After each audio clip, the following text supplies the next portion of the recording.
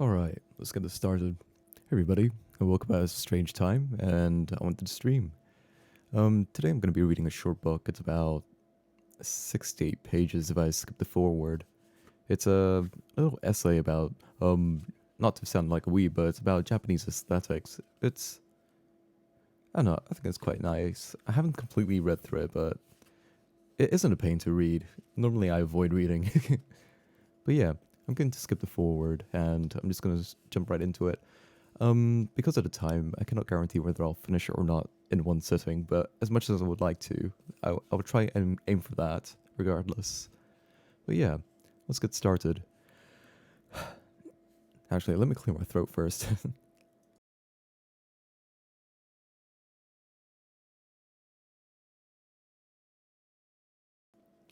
Right, cool. What incredible pains the fancier of traditional architecture must take when he sets out to build a house in pure Japanese style, striving somehow to make electric wires, gas pipes, and water lines harmonize with the austerity of Japanese rooms. Even someone who has never built a house for himself must sense this when he visits a tea house, a restaurant, or an inn. For the solitary eccentric, it is another matter. He can ignore the blessings of scientific civilization and retreat to some forsaken corner of the countryside. But a man who has a family and lives in the city cannot turn his back on the necessities of modern life: heating, electric lights, sanitary facilities, merely for the sake of doing things the Japanese way. The purist may rack his brain over the placement of a single telephone, hiding it behind a staircase or in a corner of the hallway, wherever he thinks it will at least offend the eye. He may bury the wires rather than hang them in the garden, hiding the switches in a closet or cupboard, run the cords behind a folding screen. Yet for all his ingenuity, his efforts often impress us a nervous wait. His efforts often impress us as nervous, fussy, excessively contrived. For so accustomed are we to electric lights that the sight of a naked bulb beneath an ordinary milk glass shade seems simpler and more natural than any gratuitous attempt to hide it. Seen at dusk, as one gazes out upon the countryside from the window of a train, the lonely light of a bulb under an old-fashioned shade, shining dimly from behind the white paper shoji of a thatch-roofed farmhouse, can seem positively elegant. But the snarl and the bark of an electric fan remain a bit out of place in a Japanese room. The ordinary householder, if he dislikes electric fans, can simply do without them. But if the family business involves the entertainment of customers in summertime, the gentleman of the house cannot afford to indulge his own tastes at the expense of others. A friend of mine, the proprietor of a Chinese restaurant called the Kirai Kuen, is a thoroughgoing purist in matters architectural. He deplores electric fans and long refused to have them in his restaurant, but complaints from customers with which he has faced every summer ultimately forced him to give in. I myself have had similar experiences.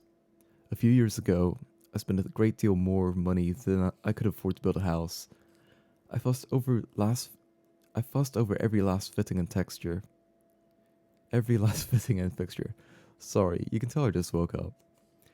And in every case encountered difficulty. There was a shoji. For aesthetic reasons, I did not want to use glass, and yet paper alone would have posed problems of illumination and security. Much against my will, I decided to cover the inside with paper and the outside with glass. This required a double frame, thus raising the cost. Yet having gone to all this trouble, the effect was far from pleasing. The outside remained no more than a glass door, while within, the mellow softness of the paper was destroyed by the glass that lay behind it. At that point, I was sorry I had not just settled for glass to begin with.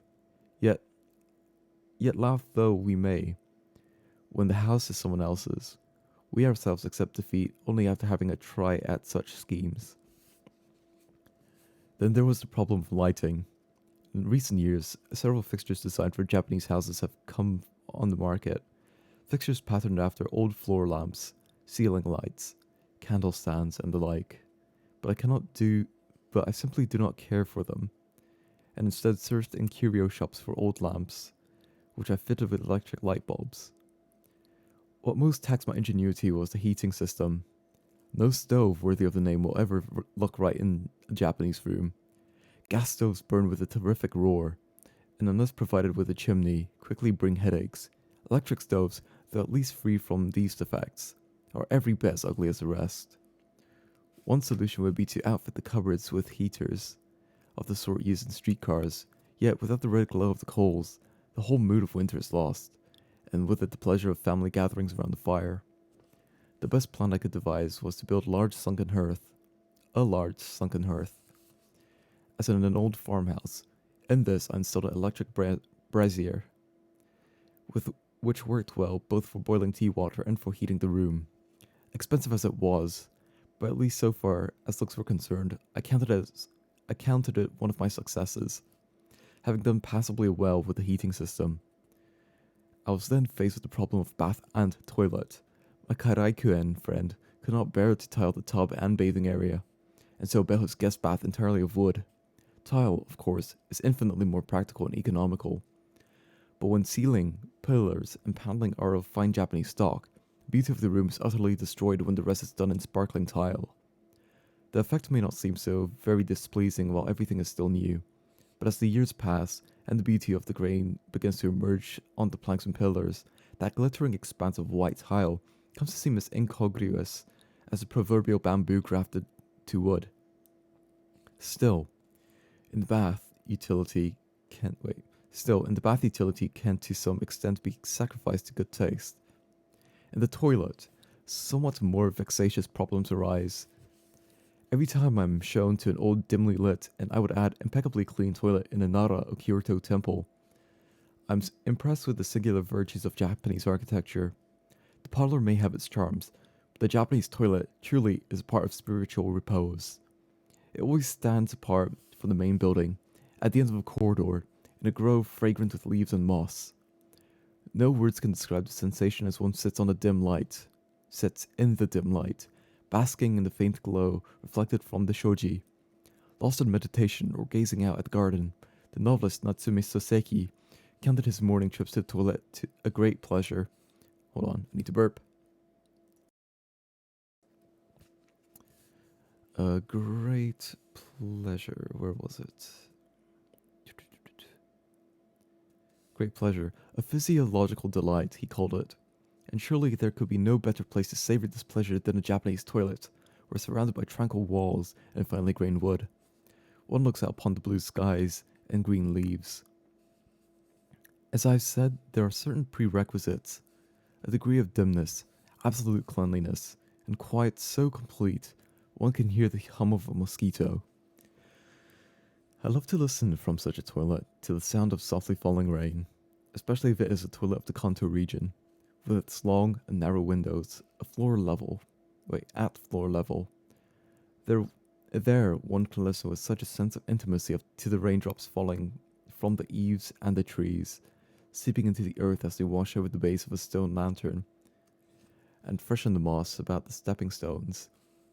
And the toilet is the perfect place to listen to the chirping of insects or the song of the birds, to view the moon, or to enjoy any of those poignant moments that mark the change of the seasons. Here, I suspect, is where haiku poets over the ages have come by a great many of their ideas. Indeed, one could, with some justice, claim that all the elements of Japanese architecture, the toilet is the most aesthetic. Our forebears, making poetry of everything in their lives, transformed by right should be the most unsanitary room in the house into a place of unsurpassed elegance, replete with fond associations with the beauties of nature. Compared to Westerners who regard the toilet as utterly unclean and avoid even the mention of it in polite conversation, we are far more sensible and certainly in better taste. The Japanese toilet is, I must admit, a bit inconvenient to get to in the middle of the night, set apart from the main building as it is, and in winter there is always a danger that one might catch a cold. But as the poet Saito Ryoku has said, elegance is frigid. Better that the place be as chilly as the out of doors. The steamy heat of a Western-style toilet in a hotel is most unpleasant. Anyone with a taste for traditional architecture must agree that the Japanese toilet is perfection. Yet whatever of its virtues in a place like a temple, where the dwelling is large, the inhabitants few, and everyone helps with the cleaning and everyone helps with the cleaning. In an ordinary household, it is no easy task to keep it clean, no matter how fastidious one may be, or how diligently one may scrub, dirt will show, particularly on the floor of wood or tatami matting. And so here too, it turns out to be more hygienic and efficient to install modern sanitary facilities, tiles, and a flush toilet. Though at the price of destroying all affinity with good taste and the beauties of nature, that burst of light from those four white walls hardly puts one in the mood to relish Soseki's physiological. No, let me try that again. That burst of light from those four white walls hardly puts one in the mood to relish Soseki's physiological delight. There is no denying the cleanliness. Every nook and corner is pure white. Yet what need is there to remind us so forcefully of the issue of our own bodies? A beautiful woman, no matter how lovely her skin, would be considered indecent were she to show her bare buttocks or feet in the presence of others. And how very crude and tasteless to expose a toilet to such excessive illumination. The cleanliness of what can be seen only calls up the more clearly thoughts of what cannot be seen. In such places, the distinction between the clean and the unclean is best left obscure, shrouded in dusky haze.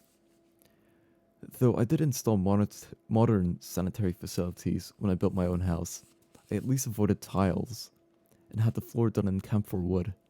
To that extent, I tried to create a Japanese atmosphere, but was frustrated finally by the toilet fixtures themselves.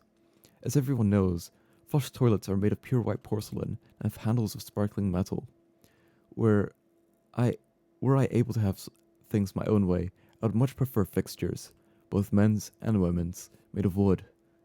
Wood finished in glistening black lacquer is the very best, but even unfinished wood, as it darkens and the grain shows more subtle with the years, acquires an inexplicable power to calm and soothe. The ultimate, of course, is a wooden morning glory urinal filled with boughs of cedar. I need to burp again. This is a delight to look at, and allows not the slightest sound. I could not afford to indulge in such extravagances. I hoped I might at least have the external fittings made to suit my own taste, and then adapt these to a standard flushing mechanism. But the custom labor would have cost so much that I had no choice but to abandon the idea. It was not that I objected to the convenience of modern civilization, whether electric lights or heating or toilets, but I did wonder at the time why they could not be designed with a bit more consideration for our own habits and tastes. The recent vogue for electric lamps in the style of the old standing lanterns comes, I think, from a new awareness of the softness and warmth of paper, qualities which for a time we had forgotten. It stands as evidence of our recognition that this material is far better suited than glass to the Japanese house. But no toilet fixtures or stoves that are at all tasteful have yet come to the market. A heating system like my own, an electric brazier in a sunken hearth, seems to me ideal, yet no one ventures to produce even so simple a device as this. There are, of course, those feeble electric hibachi, but they provide no more heat than an ordinary charcoal hibachi. All that can be had ready-made are those ugly Western stoves. There are those who hold that to quibble over matters of taste in the basic necessities of life is an extravagance, that as long as a house keeps out of the cold, and as long as food keeps off starvation, it matters little what they look like. And indeed, for even the sternest ascetic, the fact remains that a snowy day is cold, and there is no denying the impulse to accept the services of a heater if it happens to be there in front of one. No matter how cruelly its inelegance may shatter the spell of the day, but it is on occasions like this that I always think how different everything would be if we in the Orient had developed our own science. Itchy. Suppose, for instance, that we had developed our own physics and chemistry. Will not the techniques and industries based on them have taken a different form? Will not our myriads of everyday gadgets, our medicines, the products of our own industrial art, would they not have suited our national temper better than they do? In fact, our conception of physics itself, and even the principles of chemistry, would probably differ from that of Westerners, And the facts we are now taught concerning the nature of and function of light, electricity, and atoms might well have presented themselves in different form. Of course, I'm only indulging in idle speculation of scientific matters and know nothing. But we had devised independently at least the more practical sorts of inventions. This could not but have had profound influence upon the conduct of our everyday lives, and even upon government, religion, art, and business. The Orient quite conceivably would have opened up a world of technology entirely its own. To take a trivial example near at hand, I wrote a magazine article recently comparing the writing brush with a fountain pen, and in the course of it, I remarked that if the device had been invented by the ancient Chinese or Japanese, it would surely would have a tufted end like our own writing brush. Like our writing brush. The ink would not have been this bluish color, but rather black, something like India ink, and it would have been made to seep down from the handle into the brush. And since we would have then found it inconvenient to write on Western paper, something near Japanese paper, even under mass production, if you will, would have been most in demand. Foreign ink and pen would not be as popular as they are. The talk of discarding our system of writing for Roman letters would be less noisy. People would still feel an affection for the old system. But more than that, our thought and our literature might not be imitating the West as they are, but might have pushed forward into new regions quite on their own. An insignificant little piece of writing equipment, that, when one thinks of it, has had a vast, almost boundless influence on our culture. But I know as well as anyone that these are the empty dreams of novelists, and that having come this far we cannot turn back. I know that I am only grumbling to myself and demanding the impossible, and my complaints are taken for that as they are. However, there can be no harm in considering how unlucky we have been, what losses we have suffered, in compassion with the Westerner. The Westerner has been able to move forward in ordered steps while we have met superior civilization and have had to surrender to it. And we have had to leave a road we have followed for thousands of years, the missteps and inconveniences this has caused to have. I think, been many. If we had been left alone, we might not be much further now in a material way than we were 500 years ago. Even now in the Indian and Chinese countryside, life no doubt goes on much as it did when Buddha and Confucius were alive. But we would have gone only in a direction that suited us. We would have gone ahead very slowly, and yet it is not impossible that we would one day have discovered our own substitute for the trolley, the radio, the airplane of today. There would have been no borrowed gadgets. They would have been the tools of our own culture, suited to us. One need only compare American, French, and German films to see how greatly nuances of shading colorization, how greatly nuances of shading and coloration can vary in motion pictures. In the photographic image itself, to say, nothing of the acting in the script, there somehow emerges differences in national character. If this is true, even when the identical equipment, chemicals, and film are used, how much better our own photographic technology might have suited our complexion. Our facial features, our climate, our land. And had we invented photograph and the radio, how much more faithfully they would reproduce the special character of our voices and our music. Japanese music is above all a music of reticence, of atmosphere. When recorded or amplified by a loudspeaker, the greater part of its charm is lost. In conversation, too, we prefer the soft voice, the understatement. Most important of all are the pauses. Yet the phonograph and radio render these moments of silence utterly lifeless. And so we distort the arts themselves to curry favor for them with the machines. These machines are the inventions of Westerners and are, as we might expect, well suited to the Western arts, but precisely on this account, they put our own arts at a great disadvantage. Paper, I understand, was invented by the Chinese, but Western paper is to us no more than something to be used, while the texture of Chinese paper and Japanese paper give us a certain feeling of warmth, of calm, and repose. Even the same white could as well be one color for Western paper and another for our own. Western paper turns away the light, while our paper seems to take it in, to envelope it gently, like the soft surface of a first snowfall. It gives off no sound. It gives off no sound when it is crumpled or folded. It is quiet and pliant to the touch as the leaf of a tree. As a general matter, we find it hard to be really at home with things that shine and glitter. The Westerner uses silver and steel and nickel tableware and polishes it to a fine brilliance, but we might object to the practice. While we do sometimes indeed use silver for tea kettles, decanters, or sake cups, we prefer not to polish it. We prefer not to polish it. On the contrary, we begin to enjoy it only when the luster has worn off, when it has begun to take on a dark, smoky patina.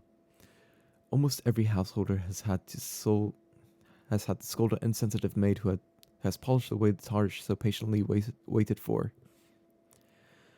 Chinese food is now most often served on tableware made of tin, a material the Chinese could only admire for the patina it acquires. When new, it resembles aluminium, and it is not particularly attractive.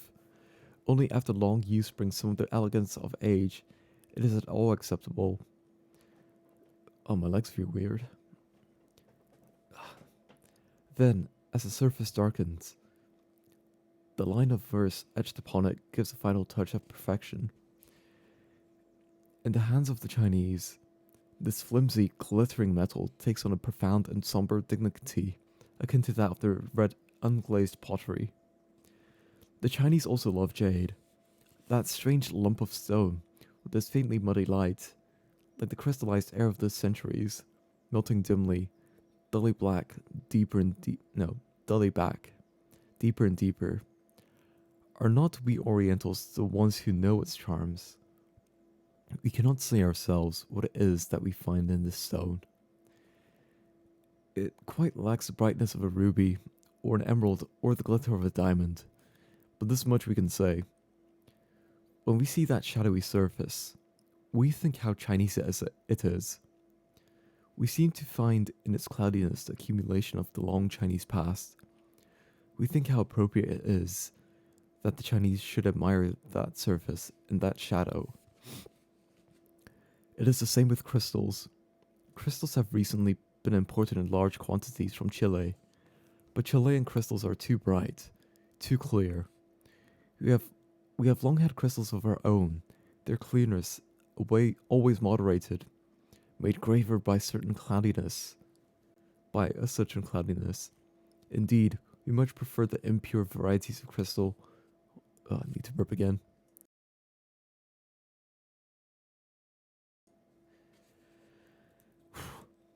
We much prefer the impure varieties of crystal with opaque veins crossing their depths. Even of glass, this is true, for it is not Chinese glass closer to jade or agate than to Western glass. Glassmaking has long been known in the Orient, but the craft had never developed as in the West. Great progress has been made, however, in the manufacture of pottery. Surely this has something to do with our national character. We do not dislike everything that shines, but we do prefer a pensive luster to a shallow brilliance. A murky light that, whether in a stone or an artifact, bespeaks a sheen of antiquity. Of course, this sheen of antiquity, of which we hear so much, is in fact the glow of grime. In both Chinese and Japanese, the words denoting this glow describe a polish that comes of being touched over and over again, a sheen produced by the oils that naturally permeate an object over long years of handling, which is to say grime. If indeed elegance is frigid, it can as well be described as filthy. There is no denying, at any rate, that among the elements of the elegance in which we take such delight is a measure of the unclean, the insanitary. I suppose I shall sound terribly defensive when I say that Westerners attempt to expose every speck of grime and eradicate it, while we Orientals carefully preserve and even idealize it. Yet for better or for worse, we do love things that bear the marks of grime, soot, and weather, and we love the colours and the sheen that call to mind the past that made them, Living in these old houses among these old objects is in some mysterious way a source of peace and repose. I've always thought that hospitals, those for Japanese at any rate, need not be so sparkling white, and the walls, uniforms, and equipment might better be done in softer, more muted colours. Certainly the patients would be more reposed, where they are able to lie on tatami matting surrounded by the sand-coloured walls of a Japanese room. One reason we hate to go to the dentist is the scream of this drill. But the excessive glitter of glass and metal is equally intimidating. At a time when I was suffering from a severe nervous disorder, a dentist was recommended to me as having just returned from America with the latest equipment, but these tidings only made my hair stand on end. I chose instead to go to an old-fashioned dentist who maintained an office in an old Japanese house. A dentist of the sort found in small country towns. Antiquated medical equipment does not have its drawbacks, but had modern medicine been developed in Japan, we probably would have devised facilities and equipment for the treatment of the sick that would somehow harmonize with the Japanese architecture. Here again, we have come off the loser of having borrowed. There is a famous restaurant in Kyoto, the Warangia, one of the attractions of which was until recently that the dining rooms were lit by candlelight rather than electricity. But when I went there this spring after a long absence, the candles had been replaced by electric lamps in the style of old lanterns. I asked when this had happened, and was told that the change had taken place last year. Several of the customers had complained that candlelight was too dim, and so they had been left no choice, but if I preferred the old way, they should be happy to bring me a candle stand. Since that was what I had come for, I asked them to do so, and I realized then that only in dim half-light is the true beauty of Japanese lacquerware revealed. The rooms in the Warangia are about 9 feet square, the size of a comfortable little tea room, and the alcove pillars and ceilings glow with a faint smoky luster, dark even in the light of the lamp, but in the still dimmer light of the candle stand. As I gazed at the trays and the bowls standing in the shadows cast by that flickering point of flame, I discovered in the gloss of the lacquerware a depth and richness like that of a still, dark pond, a beauty I had not before seen. It had not been mere chance. I realized that our ancestors, having discovered lacquer, and conceived such a fondness for objects finished in it. An Indian friend once told me that in his country, ceramic tableware is still looked down upon, and that lacquerware is in far wider use. We, however, use ceramics for practically everything, but trays and soup bowls, lacquerware, except on the tea ceremony and on formal occasions, is considered vulgar and inelegant. This, I suspect, is in part the fault of the much vaunted brilliance of modern electric lighting. Oh, Blue Cake Shark, hello, hi. Sorry, I didn't see you there. How's it going? Sorry, I kind of got distracted by reading. Inelegant. This, I suspect, is in part of the fault of the much vaunted brilliance of modern electric lighting. Darkness is an indispensable element of the beauty of lacquerware. Nowadays, they make even a white lacquer, but the lacquerware of the past was finished in black, brown, or red. Colors built up countless layers of darkness. Sorry, I'm kind of struggling to read here. The inevitable product of darkness in which life is lived. Sometimes a superb piece of black lacquerware, decorated perhaps with flecks of silver and gold.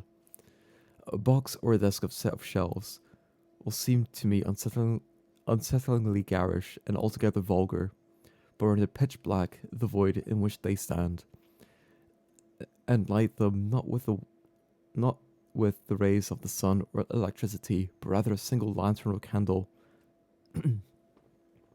Suddenly those garish objects turn somber, refined, dignified, artisans of old.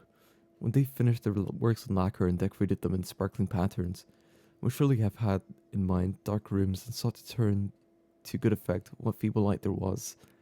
Their extravagant use of gold, too, I should imagine, came of understanding how it gleams forth from out of the darkness and reflects lamplight. You're doing great. Oh, thank you. Hold on, I'm gonna take a break. I need a drink because my throat is very dry. I just woke up and whatnot. So yeah, I'm gonna mute for a second just to take a drink and just enjoy the silence.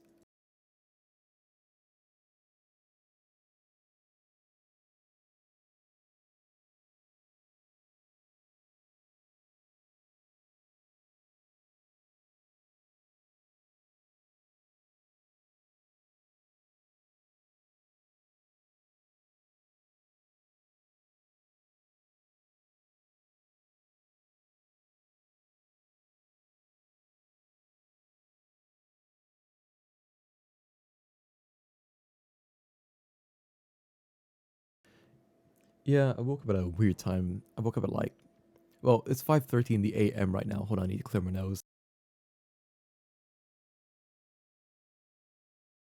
Yeah, it's 5:30 a.m. right now, and um, I don't know. I figured that I wanted to stream, and I've been meaning to do a reading stream for a while. Anyway, and mm, anything else I want to say? Not really. I'm just going to continue, to be honest. Too much thinking. Right. Where the hell did I leave off? I hope I didn't lose my place. That'd be very embarrassing. Reading out loud is actually really good. I started doing it on Monday. Oh, that's cool. It does help you understand better. It's not often that I read. Most of the reading that I do is just, text on the PC. And I've been telling myself to read books more often. Right. Okay, I think I found my place. Lacquerware decorated in gold is not something to be seen in a brilliant light, to be taken in at a single glance. It should be left in the dark. A part here and a part there picked up by a faint light, its florid patterns recede into the darkness, conjuring in their stead an inexpressible aura of depth and mystery, of overtones but partly suggested. The sheen of the lacquer, set out in the night, reflects the wavering candlelight, announcing the draughts that find their way from time to time into the quiet room, luring one into a state of reverie. If the lacquer is taken away, much of the spell disappears from the dream world built by that strange light of candle and lamp. That wavering light beating the pulse of the night. Indeed, the thin, impalpable, faltering light, picked up as though little rivers were running through the room, collecting little pools here and there. Lacquer is a pattern on the surface of the night itself. Ceramics are by no means inadequate as tableware, but they lack the shadows, the depth of lacquerware. Ceramics are heavy and cold to the touch, they clatter and clink, and being efficient conductors of heat are not the best containers for hot foods, but lacquerware is light and soft to the touch, and gives off hardly a sound. I know few greater pleasures than holding a lacquer soup bowl in my hands, feeling upon my palms the weight of the liquid and its mild warmth. The sensation is something like that of holding a plump newborn baby. There are good reasons why lacquer soup bowls are still used, qualities which ceramic bowls simply do not possess. Remove the lid from a ceramic bowl, and there lies the soup, every nuance of its substance and color revealed. With lacquerware, there is a beauty in that moment between removing the lid and lifting the bowl to the mouth when one gazes at the still, silent liquid in the dark depths of the bowl. It's hardly differing from that of the bowl itself. What lies between the darkness? What lies within the darkness one cannot distinguish, but the palm senses the gentle... Wait. What lies within the darkness one cannot distinguish, but the palm senses the gentle movements of the liquid. Vapor rises from within, forming droplets on the rim, and the fragrance carried upon the vapor brings a delicate anticipation. What a world of difference there is between this moment, and the moment when soup is served Western style, in a pale, shallow bowl. A moment of mystery, it might also be called a moment of trance. Whenever I sit with a bowl of soup before me, listening to the murmur that penetrates like the far-off trill of an insect, lost in contemplation of flavors to come, I feel as if I were being drawn into a trance. The experience must be something like that of the tea master who, at the sound of the kettle, is taken from himself, as if upon the sight as if upon the sigh of the wind in the legendary pies of Onoe. It has been said of Japanese food that it is a cuisine to be looked at rather than eaten. I would go further to say that it is to be meditated upon, a kind of silent music evoked by the combination of lacquerware and the light of a candle flickering in the dark. Natsume Soseki, in Pillow of Grass, praises the color of the confection yokan, and is it not indeed a color to call forth meditation? The cloudy translucence, like that of jade, the faint dreamlike glow that suffuses it, as if it had drunk into its very depths the light of the sun. The complexity and profundity of the color, nothing of the sort is to be found in Western candies. How simple and insignificant cream-filled chocolate seemed by comparison. And when yokan is served in the lacquer dish within those dark recesses, its color is scarcely distinguishable, then it is most certainly an object for meditation. You take its cool, smooth substance into your mouth, and it is as if the very darkness of the room were melting on your tongue. Even undistinguished yokan can then take on a mysteriously intriguing flavor.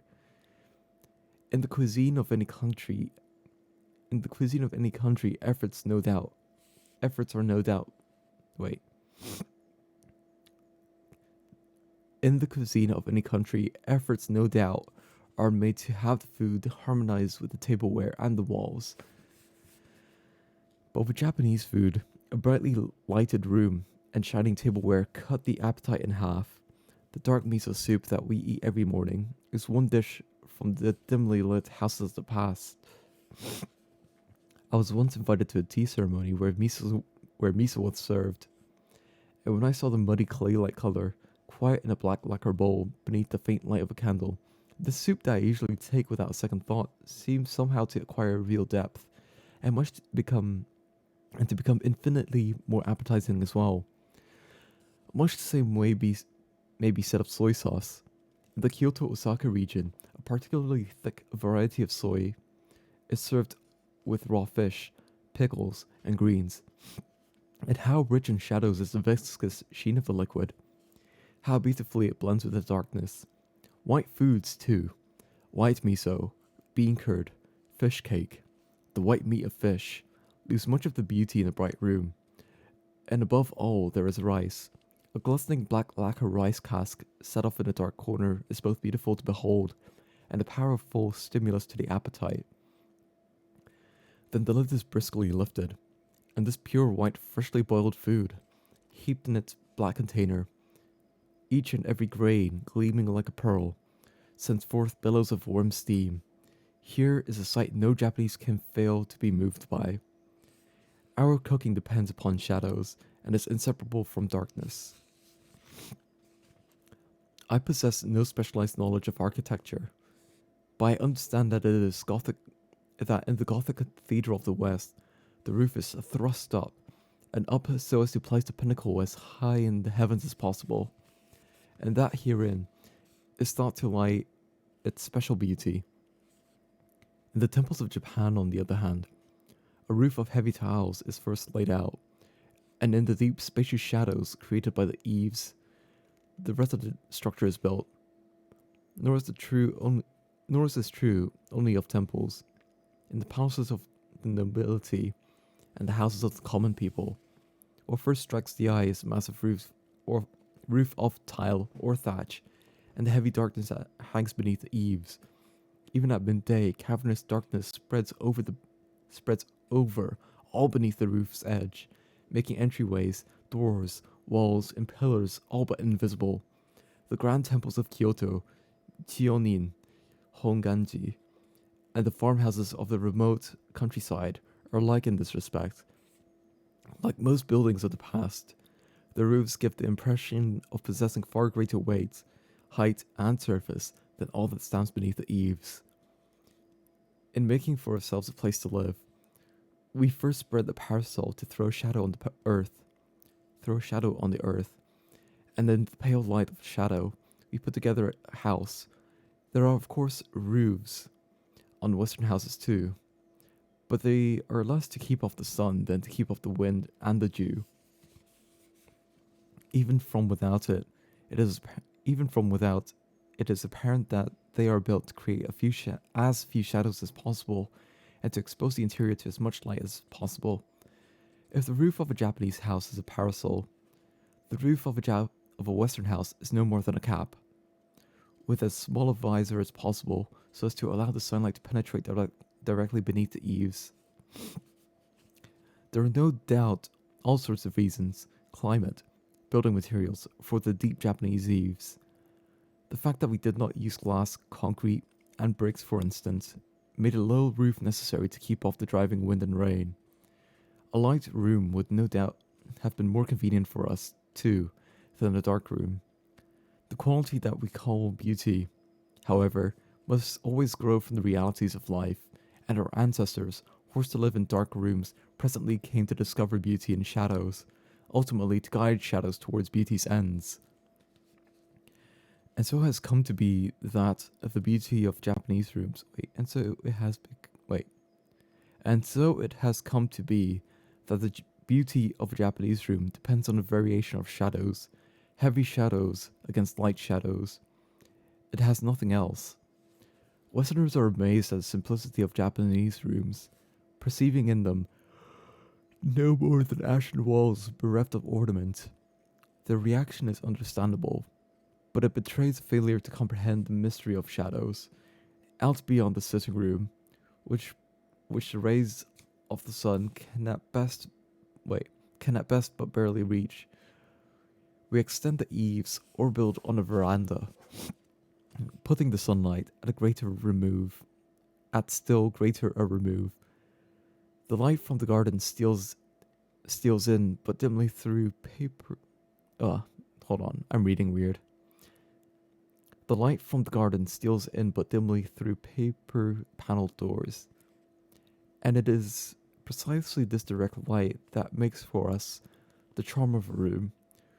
We do our walls in neutral colors so that the sad, fragile dying rays can sink into absolute repose.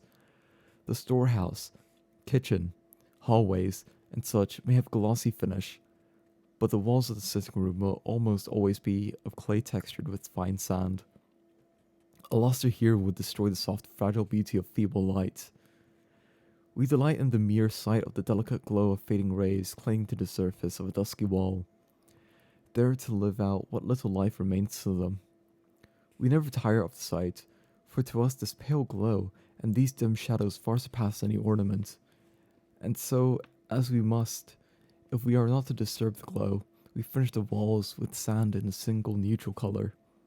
The hue may differ from room to room, but the degree of difference will be ever so slight, not so much a difference in color as in shade, a difference that will seem to exist only in the mood of the viewer. And from these delicate differences in the hue of the walls, the shadow in each room take on a tinge peculiarly their own. Of course, the Japanese room does have its picture alcove, and in it a hanging scroll and a flower arrangement, but the scroll and the flower serve not as ornament, but rather to give depth to the shadows. We value a scroll above all for the way it blends with the walls of the alcove, and thus we consider the mounting quite as important as calligraphy or painting. Even the greatest masterpiece will lose its warmth as a scroll if it fails to blend with the alcove. Even the greatest masterpiece will lose its worth as a scroll if it fails to blend with the alcove. While a work of no particular distinction may blend beautifully with the room, instead of to unexpected advantage both itself and its surroundings. Wherein lies the power of an otherwise ordinary work to produce such an effect? Most often the paper, the ink, the fabric of the mounting will possess a certain look of antiquity, and this look of antiquity will strike just the right balance with the darkness of the alcove and room. We have all had the experience on a visit to one of the great temples of Kyoto or Nara, of being shown a scroll, one of the temple's treasures, hanging in its large, deeply recessed alcove. So dark are these alcoves, even in bright daylight, that we can hardly discern the outlines of the work, and all we can do is listen to the explanation of this guide, follow as best as we can the all but invisible brush strokes, and tell ourselves how magnificent a painting it must be. Yet the combination of that blurred old painting and dark alcove is one of absolute harmony. The lack of clarity, far from disturbing us, seems rather to suit the painting perfectly.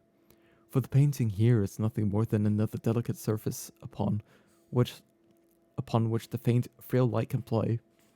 It performs precisely the same function as the sand textured wall. This is why we attach such importance to age and patina. A new painting, even one done in ink, monochrome, or subtle pastels, can quite destroy the shadows of an alcove, unless it is selected with the greatest care. Oof, give me a second, I need a breather. Ugh.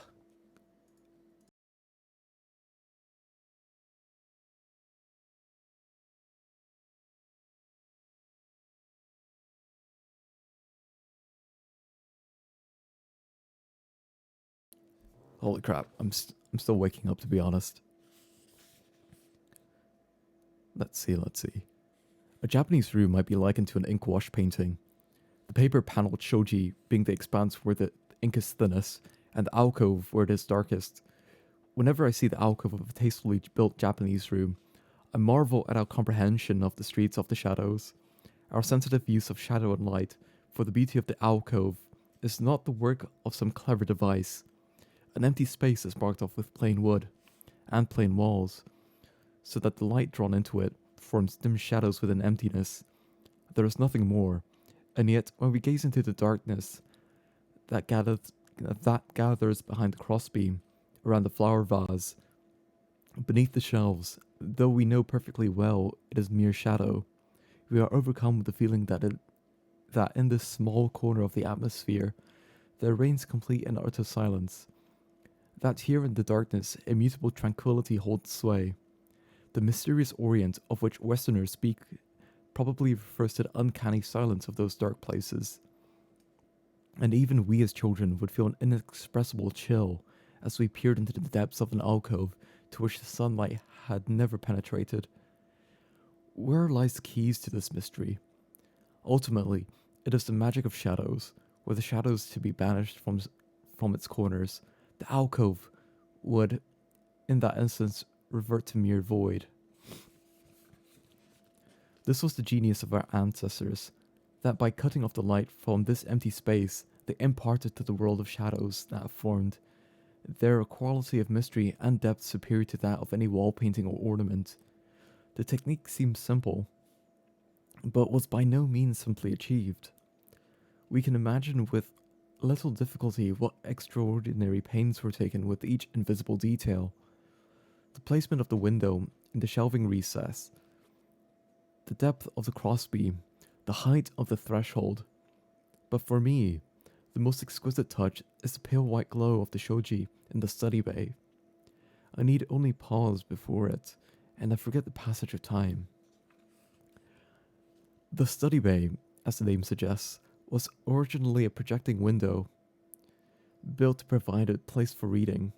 Over the years, it came to be regarded as no more than a source of light for the alcove, but most often it serves not so much to illuminate the alcove as to soften the sidelong rays from without. To filter them through paper panels, there is a cold and desolate tinge to the light by the time it reaches these panels. The little sunlight from the garden that manages to make its way beneath the eaves, and through the corridors, has by then lost its power to illuminate, seems drained of the complexion of life.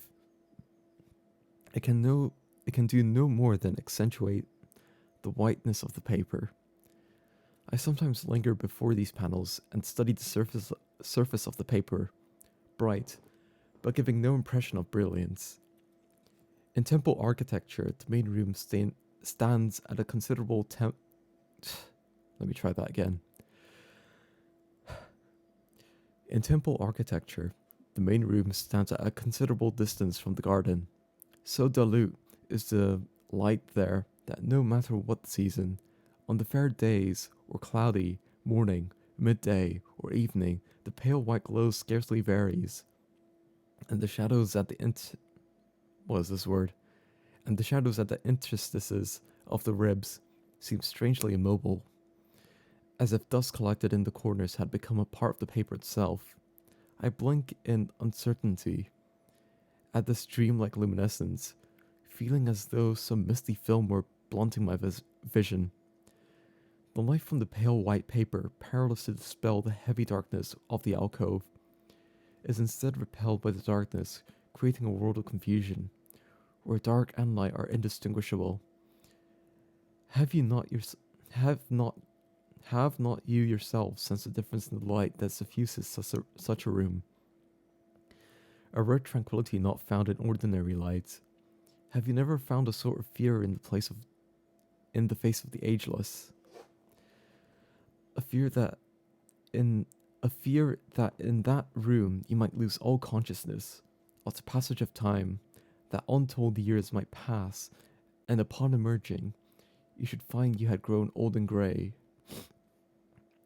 And surely you have seen, in the darkness of the innermost rooms of these huge buildings, to which sunlight never penetrates, how the gold leaf of a sliding door or screen will pick up a distant glimmer from the garden, then suddenly send forth an ethereal glow, a faint golden light cast into the enveloping darkness, like the glow upon the horizon at sunset. It is in no other setting is gold quite so exquisitely beautiful. You walk past, turning to look again, and yet again, and as you move away, the golden surface of the paper glows ever more deeply, changing not in a flash, but glowing slowly, steadily brighter, like color rising in the face of a giant. Or again, you may find the gold dust of the background, which until that moment had only a dull, sleepy luster, will, as you move past, suddenly gleam forth as if it had burst into flame. How, in such a dark place, gold draws so much light to itself is a mystery to me. But I see why in ancient times statues of the Buddha were gilt with gold, and why gold leaf covered the walls of the homes of the nobility. Modern man, in his well-lit house, knows nothing of the beauty of gold, but those who lived in the dark houses of the past were not merely captivated by its beauty, they also knew its practical value. For gold, in these dim rooms, must have served the function of a reflector. Their use of gold leaf and gold dust was not mere extravagance. Its reflective properties were put to use as a source of illumination. Silver and other metals quickly lose the gloss, but gold retains its brilliance indefinitely, to light the darkness of the room. This is why gold was held in such incredibly high esteem. I have said that lacquerware decorated in gold was made to be seen in the dark. And for the same reason were the fabrics of the... Hold on, I need to clear my throat.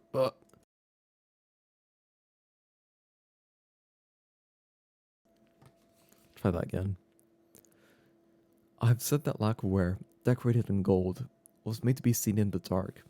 And for the same reason were the fabrics of the past so lavishly woven with the threads were so lavishly woven of threads of silver and gold.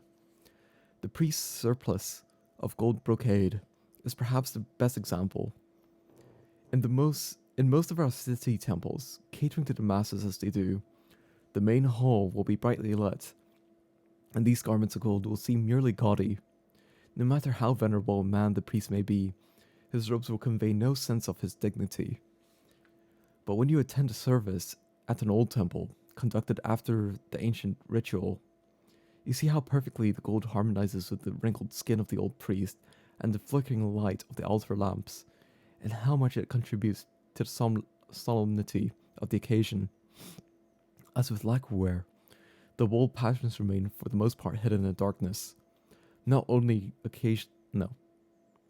As with lacquerware, the bold patterns remain for the most part hidden in darkness.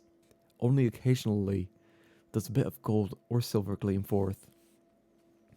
I may be alone in thinking so, but to me, it seems that nothing quite so becomes the Japanese skin as the costumes of the No theatre. Of course, many are gaudy in the extreme, richly woven of gold and silver, but the No character, unlike the kabuki performer, wears no white powder. Whenever I attend the No, I am impressed by the fact that on no other occasion is the beauty of the Japanese complexion set off to such advantage. With a brownish skin, with a flush of red, that is so uniquely Japanese, with the face like old ivory tinged with yellow, a gold no, a robe woven or embroidered in patterns of gold or silver, sets it off beautifully, as does a cloak of deep green or persimmon, or kimono or divided skirt of a pure white, unpatterned material. And when the actor is a handsome young man, with skin of fine texture and cheeks glowing with the freshness of youth, his good looks emerge as perfection, with a seductive charm quite different from a woman's. Here one sees is beauty that made feudal lords lose themselves over their boy favorites. Kabuki costumes in the historical plays and dance dramas. Oh, my throat. Hold on, let me clear it again.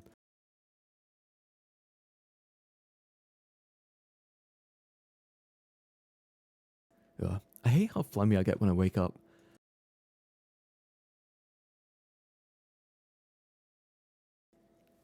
Right. Here, one sees is the beauty that made feudal. Well, no, I've already read that. Kabuki costumes in history play and dance dramas are no less colorful than No costumes, and kabuki is commonly thought to have far greater sexual appeal than the No. But to the adept, the opposite is true. At first, kabuki will doubtless seem the more erotic and visually beautiful, but whatever they may... I need to burp. Fuck's sake. Sorry about this.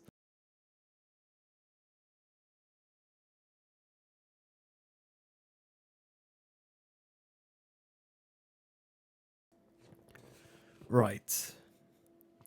At first, kabuki will doubtless seem the more erotic and visually beautiful, but whatever they may have been in the past, the gaudy kabuki colors under the glare of the western flood lamps verge on vulgarity of which one quickly tires. I'm just gonna move my mic. And if this is true of the costumes, it is all the more true of the makeup. Beautifully though such a face may be, it is after all made up. It is after all made up. It has nothing of the immediate beauty of the flesh. The No actor performs with no makeup on his face, or neck, or hands. The man's beauty is his own. Our eyes are in no way deceived, and so there is never that disappointment with the No actor that we feel upon seeing the unadorned face of the kabuki actor who has played the part of a woman or handsome young man. Rather, we are amazed how much the man's looks are enhanced by the gaudy costume of a medieval warrior. A man with skin like our own, in a costume we would not have thought would become him in the slightest. I once saw Kongo Iwao play the Chinese beauty Yang Fei in the No play Kote, and I shall never forget the beauty of his hands showing ever so slightly from beneath his sleeves. As I watched his hands, I would occasionally glance down at my own hands resting on my knees. Again, and yet again, I looked back at the actor's hands, comparing them with my own, and there was no difference between them. Yet strangely, the hands of the man on the stage were indescribably beautiful, while those of my knees were but ordinary hands. In the No, only the merest fraction of the actor's flesh is visible. The face, the neck, the hands, and when a mask is worn, as for the role of Yang Fei, even the face is hidden, and so what little flesh can be seen creates a singularly strong impression. This was particularly true of Kongo Iwao, but even the hands of an ordinary actor, which is to say the hands of an average, undistinguished Japanese, have a remarkable erotic power which we would never notice were we to see the man in modern attire. I would repeat that this is by no means true, only of youthful or handsome actors, as an ordinary man's lips will will not ordinarily attract us. And yet, on the Noah stage, the deep red glow and the moist sheen that comes over them give a texture far more sensual than the painted lips of a woman. Chanting may keep the actor's lips constantly moist. Clearly didn't work for me. But there is more to his beauty than this. Then again, the flush of red in the cheeks of a... What? I'm stumbling over my own words.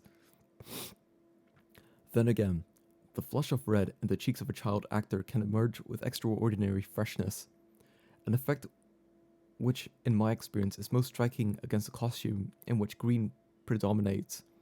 We might expect this to be true of a fair-skinned child, yet remarkably, the reddish tinge shows to better effect on a dark-skinned child.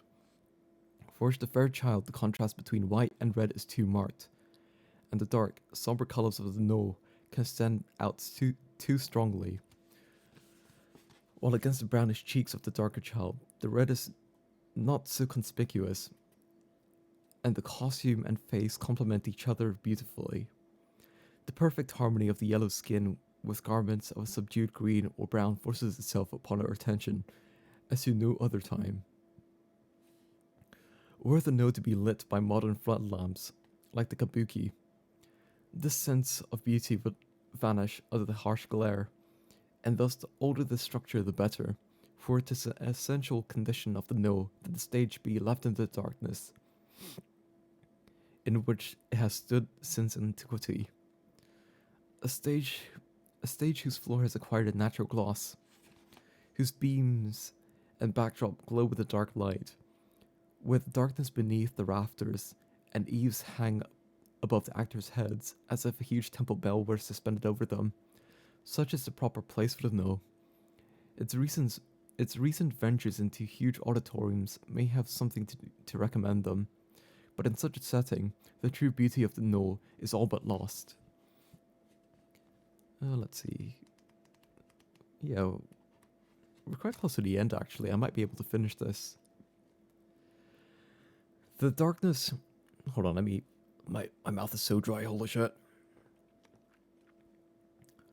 The darkness in which the No was shrouded, and the beauty that emerges from it, make a distinct world of shadows which today can be only... Oh my god. I need to read slower. I'm already reading slow enough. The darkness in which the No is shrouded, and the beauty that emerges from it, make a distinct world of shadows which today can be seen only on the stage. But in the past, it could not have been far removed from daily life. The darkness of the No stage is after all the darkness of the domestic architecture of the day, and No costumes, even if a bit more splendid in pattern and colour, are by and large those that were worn by court nobles and feudal lords. I find the thought fascinating, to imagine how very handsome, by comparison with us today, the Japanese of the past must have been in their resplendent dress, particularly the warriors of the 15th and 16th centuries. The No sets before us the beauty of Japanese manhood at its finest.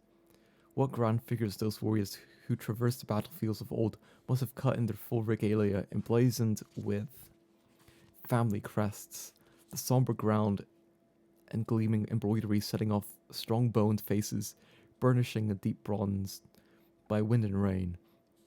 Every devotee of the No finds a certain portion of his pleasure in speculations of this sort. For the thought that the highly coloured world of on the stage once existed, just as we see it, imparts to the No a historical fascination quite apart from the drama. But the kabuki is ultimately a world of sham, having little to do with the beauty of the natural state. It is inconceivable that the beautiful women Jesus Christ, I just stuttered there. It is inconceivable that the beautiful women of old, to say nothing of the men, bore any resemblance to those we see on the kabuki stage.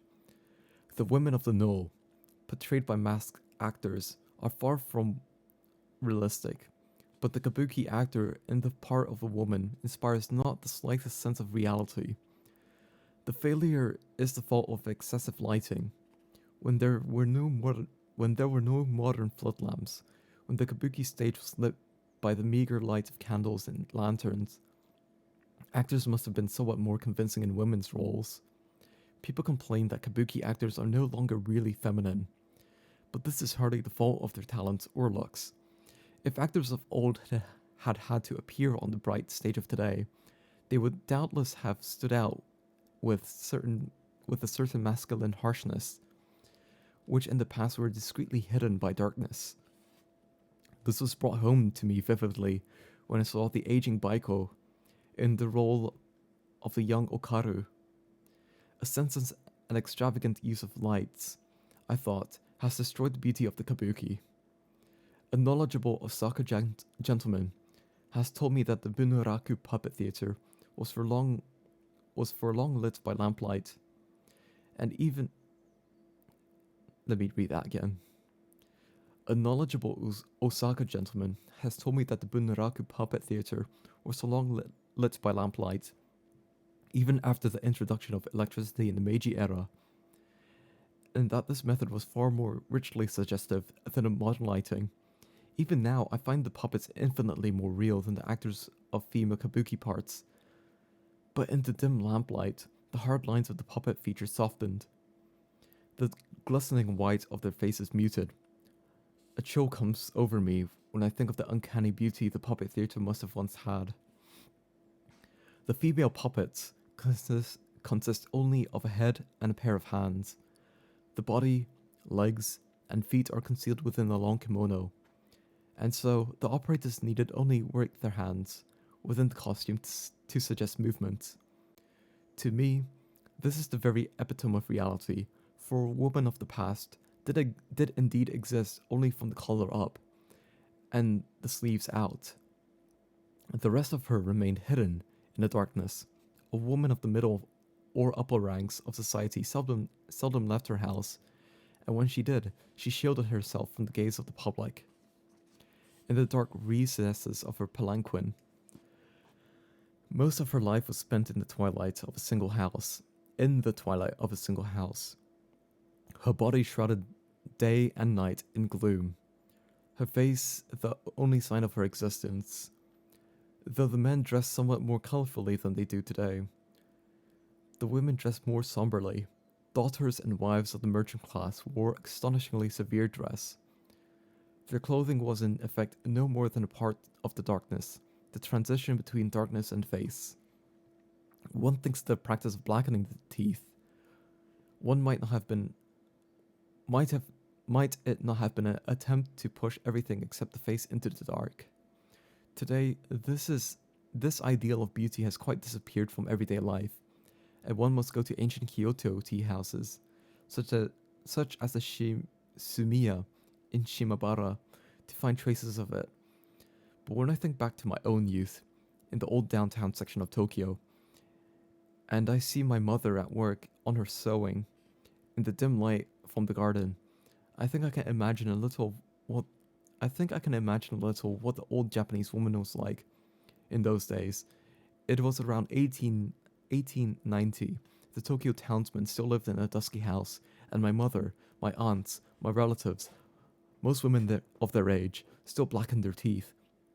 I do not remember what they wore for every day, but when they went out, it was often in a grey kimono with a small modest pattern. My mother was remarkably slight, under 5 feet I should say, and I do not think that she was unusual for her time. I can put the matter strongly. Women in those days had almost no flesh. I remember my mother's face and hands. I can clearly remember her feet, but I can remember nothing about her body. She reminds me of the statue of Kannon in the Chuguji,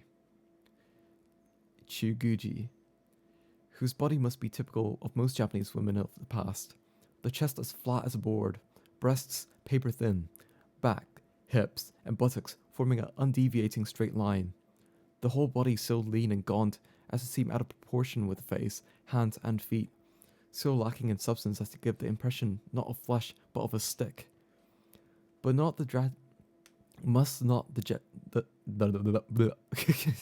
must not the traditional Japanese woman must have had such a physique? A few are still about. The aged lady in an old-fashioned household, some few geisha.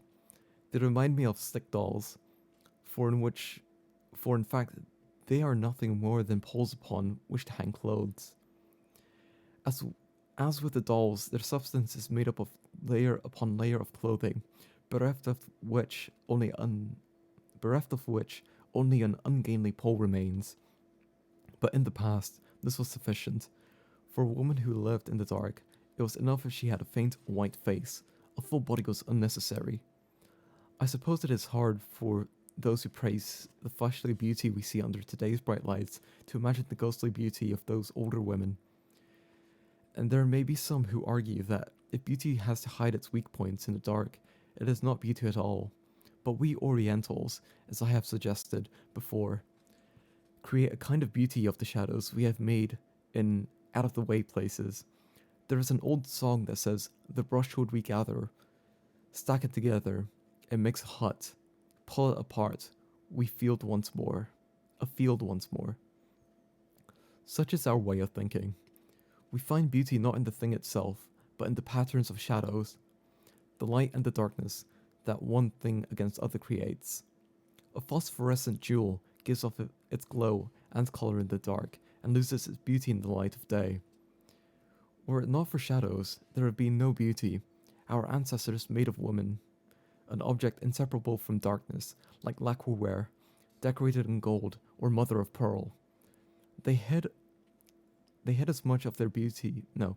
They hid as much of her as they could in shadows, concealing her arms and legs in the folds of long sleeves and skirts, so that one part and only wait, so that one part and one only stood out. Her face. The curveless body may, by comparison with Western women, be ugly, but our thoughts do not travel to what we cannot see. The unseen for us does not exist.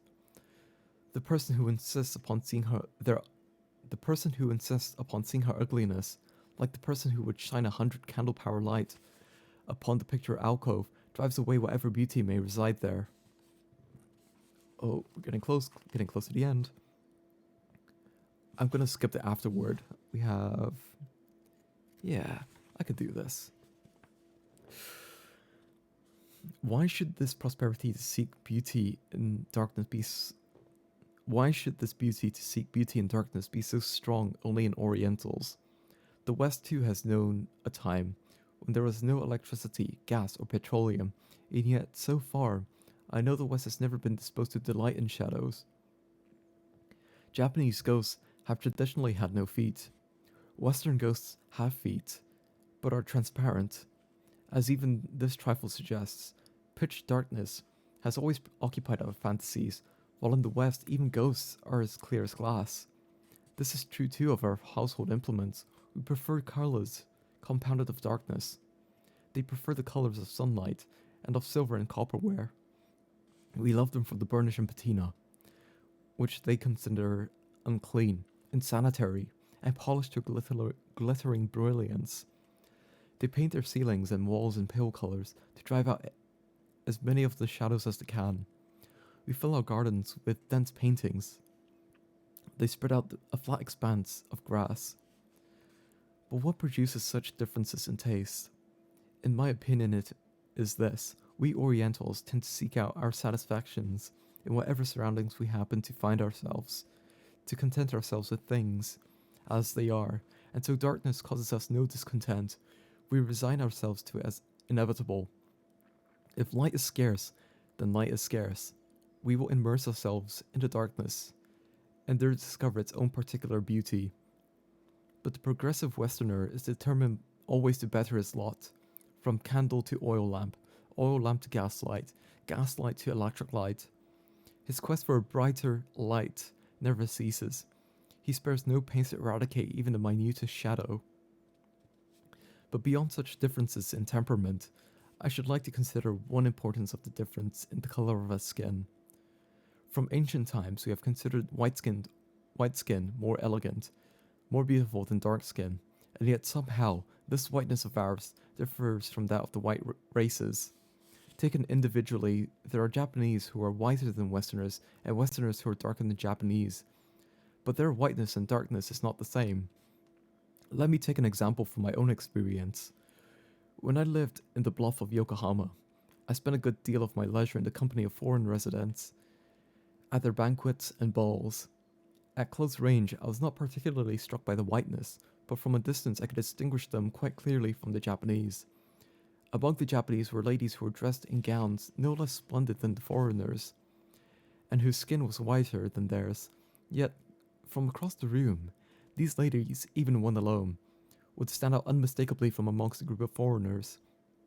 For the Japanese complexion, no matter how white, is tinged by a slight cloudiness. These women were no way reticent about powdering themselves.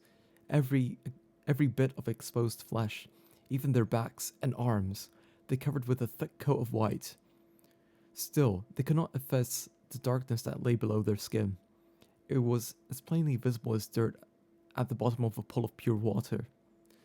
Between the fingers, around the nostrils, on the nape of the neck, along the spine, about these places, especially dark, almost dirty, shadows gathered.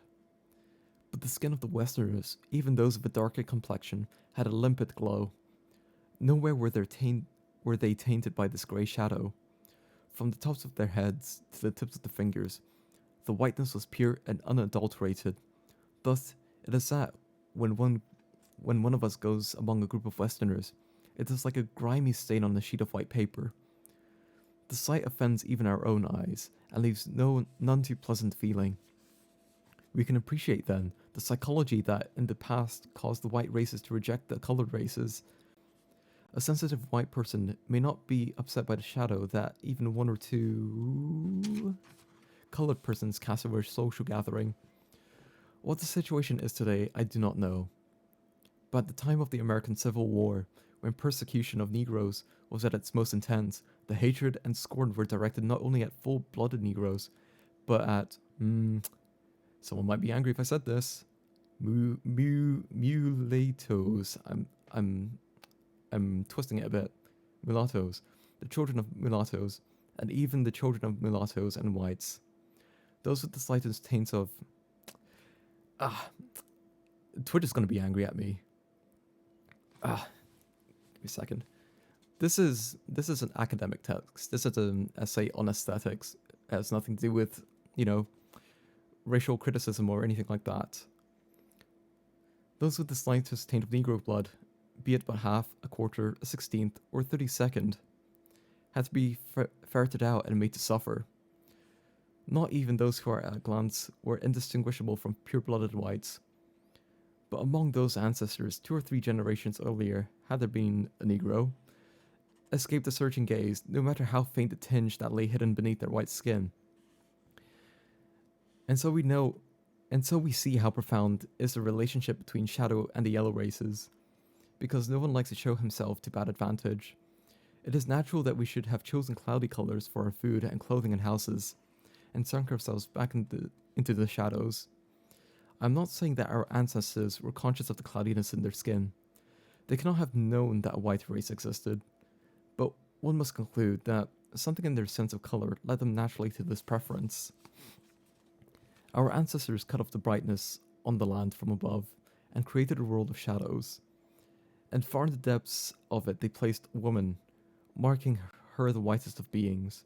If whiteness was to be indispensable to supreme beauty, then for us there was no other way, nor do I find this objectionable.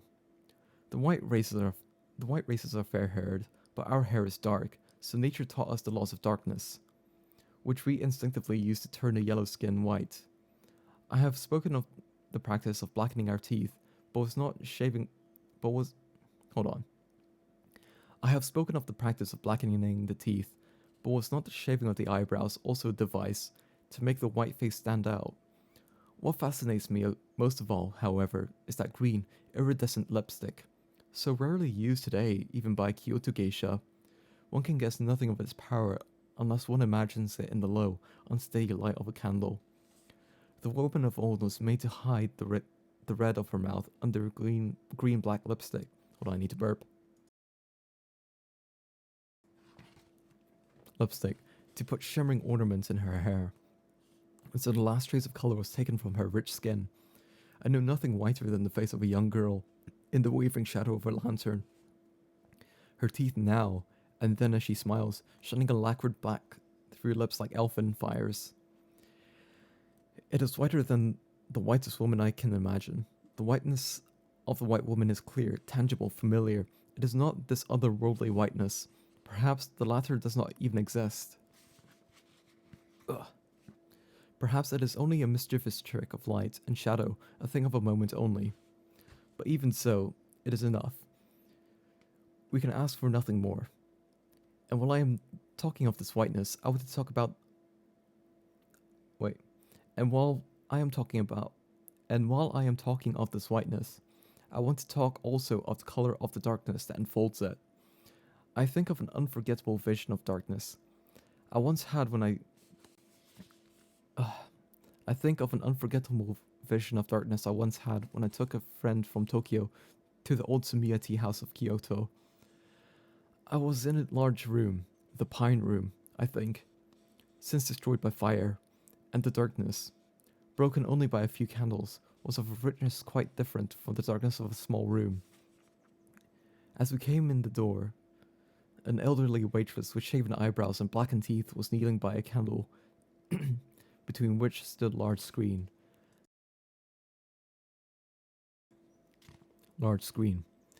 On the far side of the screen, at the edge of the little circle of light, the darkness seemed to fall from the ceiling, lofty, intense, monolithic. The fragile light of the candle, unable to pierce its thickness, turned black as from the black wall.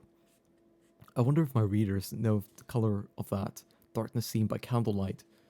It was different in quality from the darkness on the road at night. It was a repletion, a pregnancy of tiny particles like fine ashes, each particle luminous as a rainbow. I blinked in spite of myself, as though to keep it out of my eyes. Smaller rooms are in fashion now, and even if one were to use candles in them, one would not get the color of that darkness. But in the old palace and the old house of pleasure, the ceilings were high, the skirting corridors were wide. The rooms themselves were usually tens of feet long and wide, and the darkness must have always been pressed in like a fog. The elegant aristocrat of old was immersed in the suspension of ashen particles, soaked in it. But the man of today, long used to the electric light, has forgotten that such a darkness existed. It must have been simple for spectres to appear in the visible darkness, where there always something seemed to be flickering and shimmering, or darkness that on occasion held greater terrors than darkness out of doors. This was a darkness in which ghosts and monsters were active, and indeed was not the woman who lived in it. Behind thick curtains, behind layer after layer of screens and doors, was she not of a kind with them? The darkness wrapped her round tenfold, 20-fold. It filled the collar, the sleeves of her kimono, the folds of her skirt, whether a hollow invited. Further yet, might it not have been the reverse? Might not be the darkness have emerged from her mouth and those black teeth, from the black of her hair, like the thread from a great earth spider? Oh, almost there. Let's see. 5 pages to go. Like I said, this is it's an essay, an academic article, a scholarly piece of writing. So, yes, it's not meant to be a critique of anything. Well, it's more of an assessment of Japanese aesthetics, but yeah. Don't take it out of context, really. That's what I'm trying to say. The novelist Takebayashi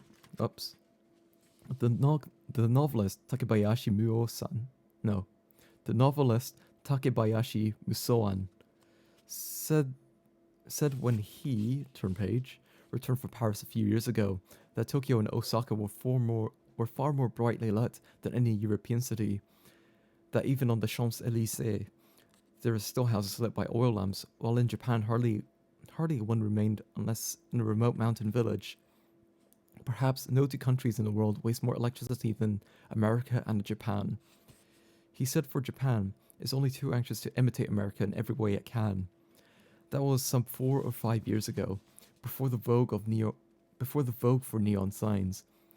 Imagine his surprise were to be to come home today when everything is so much brighter. Yamamoto Sanehiko, president of the Kaizo Publishing House, told me of something that happened when he escorted Dr. Einstein on a trip to Kyoto. As the train neared Ishiyama, Einstein looked out the window and remarked, "Now that is terribly wasteful." When asked what he meant, Einstein pointed to an electric lamp burning in broad daylight. Einstein is a Jew, and so he is probably very careful about such things. This was Yamamoto's interpretation. But the truth of the matter is that Japan wastes more electric light than any Western country except America. This calls to mind another curious Ishiyama story. This year I had great trouble making up my mind where to go for the autumn moon viewing. Finally, after much perplexed head scratching, I decided on the Ishiyama temple, the day before the full moon. However, I read in the paper that there would be loudspeakers in the woods at Ishiyama to regale the moon viewing guests with phonograph records of the Moonlight Sonata. I cancelled my plans immediately. Loudspeakers are bad enough, but if it could be assumed that they would set the tone, then there would surely be floodlights too strong. There would be floodlights too strung all over the mountain. I remember another ruined moon viewing. The year we took a boat on the night of the harvest full moon, and sailed out over the lake of the Suma Temple. We put together a party. We had our refreshments in lacquered boxes. We set bravely out, but the margin of the lake was decorated brilliantly with electric fans in 5 colors. There was indeed a moon if one strained one's eye for it. So behummed are we nowadays by electric lights that we have become utterly insensitive to the evils of excessive illumination. It does not matter all that much in the case of the moon, I suppose, but tea houses, restaurants, inns, and hotels are sure to be lit far too extravagantly. Some of this may be necessary to attract customers, but when the lights are turned on in summer, even before dark, it is a waste, and worse than the waste is the heat. I'm upset by whether I go in the summer. Outside it will be cool, but inside it will be ridiculously hot. And more often than not, because of lights too strong or too numerous, turn some of them off, and in no time at all, the room is refreshingly cool. Yet curiously, neither the guests nor the owner seem to realize this. A room should be brighter in winter, but dimmer in summer. It is then appropriately cool, and does not attract insects. But people will light the lights, then switch on an electric fan to combat the heat. The very thought annoys me. One can endure a Japanese room all the same, for ultimately the heat escapes through the walls, but in a Western-style hotel, circulation is poor, and the floors, walls, and ceilings drink in the heat and throw it back from every direction with unbearable intensity. The worst example, alas, is the Miyako Hotel in Kyoto. As anyone who has been in its lobby on a summer's evening should agree, it stands on a high ground, facing north, commanding a view of Mount Hiei, Nyoigatake, the Kurodani Pagoda, the forests, the green hills of Higashiyama, a splendidly fresh and clean view, all the more disappointing for being so, should a person of a summer's evening set out to refresh himself among purple hills and crystal streams, to take in the cold breeze that blows through the tower on the heights. He will only find himself beneath a white ceiling dotted with huge milk glass lights, each sending forth a blinding blaze. As in most recent Western-style buildings, the ceilings are so low that one feels as if balls of fire were blazing directly above one's head. Hot is no word for the effect, and the closer to the ceiling the worse it is. Your head and neck and spine feel as if they are being roasted. One of these balls of fire alone could suffice to light the place, yet 3 or 4 blaze down from the ceiling, as there are smaller versions on the walls and pillars. serving no function but to eradicate every trace of shadow. And so the room is devoid of shadows. Look about, and all you will see are white walls, thick red pillars, a garish floor done in mosaic patterns, looking much like a freshly printed lithograph, all oppressively hot. When you enter from the corridor, the difference in temperature is all too apparent. No matter how cool a breeze blows in, it is instantly transformed to hot wind. I have stayed at the Miyako several times and think fondly of it. My warnings are given with the friendliest of intentions. It is a pity that so lovely a view, so perfect a place for enjoying the cool of summer tonight, should be utterly destroyed by electric lights. The Japanese quite aside, I cannot believe that Westerners, however much they may prefer lights, can be other than appalled at the heat. And I have no doubt they would see immediately, turn page, the improvement in turning down the lights. The Miyako is by no means the only example. The Imperial Hotel, with its indirect lighting, is on the whole a different. Hold on. The Imperial Hotel, with its indirect lighting, is on the whole a pleasant place. But in summer, even it might be a bit darker. Light is not used for reading or writing or sewing, but for dispelling the shadows in the farthest corners. And this runs against the basic idea of the Japanese room.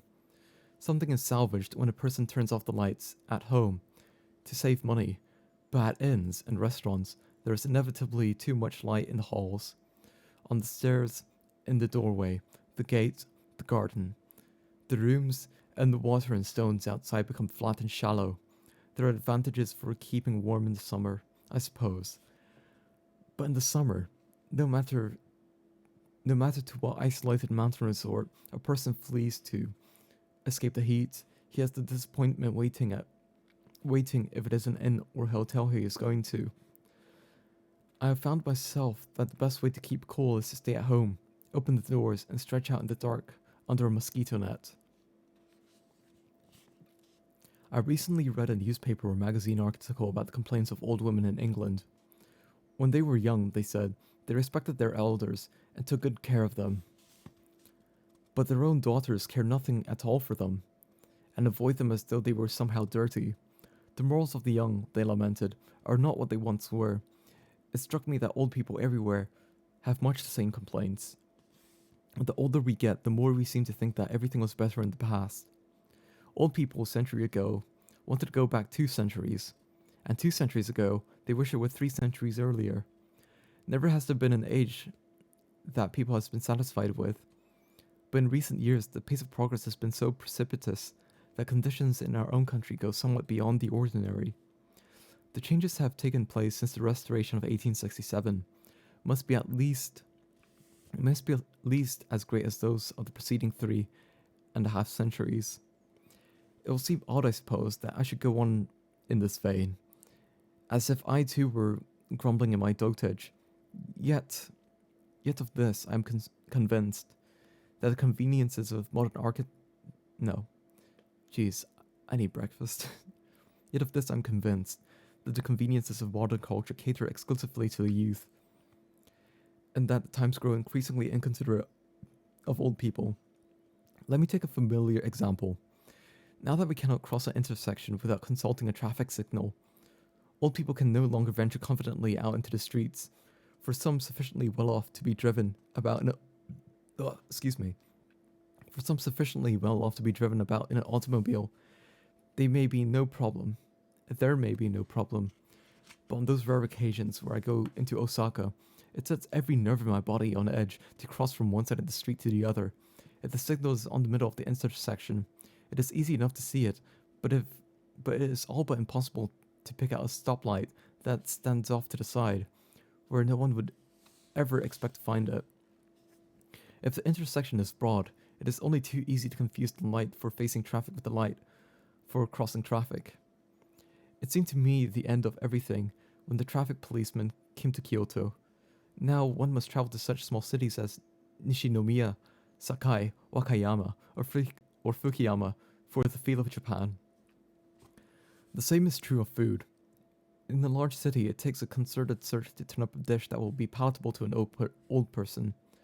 Not long ago, a newspaper reporter came to interview me on the subject of unusual foods, and I described to him the persimmon leaf sushi made by the people who live deep in the mountains of Yoshino, and which I shall take the opportunity to introduce to you here. To every 10 parts of rice, 1 part of sake is added just when the water comes to a boil. When the rice is done, it should be cooled thoroughly, after which salt is applied to the hands and the rice molded into bite-sized pieces. At this stage, the hands must be absolutely free of moisture. The secret being that only salt should touch the rice. Thin slices of lightly salted salmon are placed on the rice, and each piece is wrapped in a persimmon leaf. The surface of the leaf facing inward.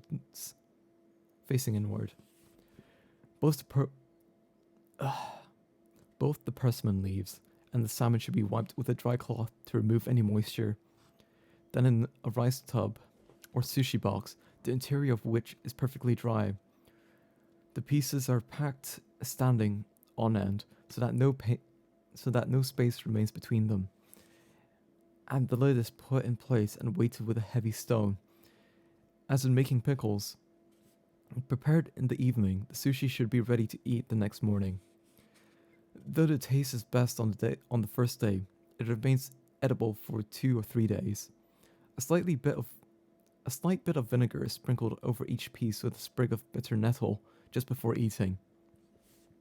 I learned of the dish from a friend who had been to Yoshino and found it so exceptionally good that he took the trouble to learn how to make it. But if you have the persimmon leaves and salted salmon, it can be made anywhere. You need only remember to keep out every trace of moisture and to cool the rice completely. I made some myself and it was very good indeed. The oil of the salmon and the slightest hint of salt give just the proper touch of seasoning to the rice, and the salmon becomes as soft as if it were fresh. The flavor is indescribable. It's far better than the sushi one gets in Tokyo. I have become so fond of it that I ate almost nothing else this summer. What impressed me, however, was the superb method of preparing salted salmon was the invention of poor mountain people. Yet, a sampling of the various regional cuisines suggests that in our day, country people have far more discriminating palates than city people, and that in this respect they enjoy luxuries we cannot begin to imagine. And so as time goes by, old people give up the cities and retire to the country, and yet there is not much cause for hope there either. For country towns are year after year going the way of Kyoto, the streets strung with bright lights. There are those who say that when civilization progresses a bit further, transportation facilities will move into the skies and under the ground, and that our streets will again be quiet. But I know perfectly well that when the day comes, some new device for torturing the old will be invented. Out of our way, old people, we say. And they have no recourse but to shrink back into their homes, to make whatever tidbits they can for themselves, and to enjoy their evening sake as best they can, to the accompaniment of the radio. But do not think that old people are the only ones to find fault. The author of the Vox Populi, Vox Dei column in the Osaka Asahi recently castigated city officials who quite needlessly cut a swath through a forest and level a hill in order to build a highway through Mino Park. I was somewhat encouraged, for to snatch away from us even the darkness beneath trees that stand deep in the forest is the most heartless of crimes. At this rate, every place of any beauty in Nara, or in the suburbs of Kyoto and Osaka, as the price of being turned over to the masses, will be denuded. Will be denuded of trees. But again, I am grumbling. I am aware of and most grateful for the benefits of the age. No matter what complaints we may have, Japan has chosen to follow the West, and there is nothing for her to do but move bravely ahead and leave us old ones behind. But we must be resigned to the fact that as long as our skin is the color it is, the loss we have suffered cannot be remedied. I have written all this because I have thought that there might still be somewhere, possibly in literature or the arts, where something could be saved. I would call back, at least for literature, this world of shadows we are losing. In the mansion we call literature, I would have the eaves deep and the walls dark. I would push back into the shadows the things that come forward too clearly. I would strip away the useless decoration. I do not ask that this be done everywhere, but perhaps we may be allowed at least one mansion where we can turn off the electric lights and see what it is like without them. Oh, holy shit. Yeah, that's the book. Yeah, that's the end of the book. I didn't do like the afterword and whatnot. Didn't think it's necessary. But holy shit. I guess that's it. I don't want to ruin the mood by like putting on tunes or anything like that. And don't know what else I want to do. Oh, give me a second. Ugh. It was pretty interesting. Yeah, I wish I didn't stutter as much. I wish I spoke a bit more literately, or more elegantly. I keep stuttering and stumbling over my own words. Sometimes I will blank out every now and again, but no, I'm glad you liked it. The book is In Praise of Shadows by Junichiro Tanizaki. Yeah, it's a short book, only 64 pages, without reading the foreword or anything like that. But yeah, that's about it really. I wasn't planning on doing a raid or anything, to be honest. Don't think I really have that many people. Who do you raid after reading a book?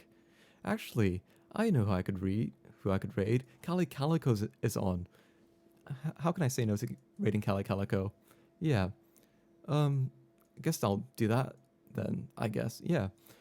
Yeah, thanks for joining me for this, out of character stream. I did want to do a reading stream for quite a while.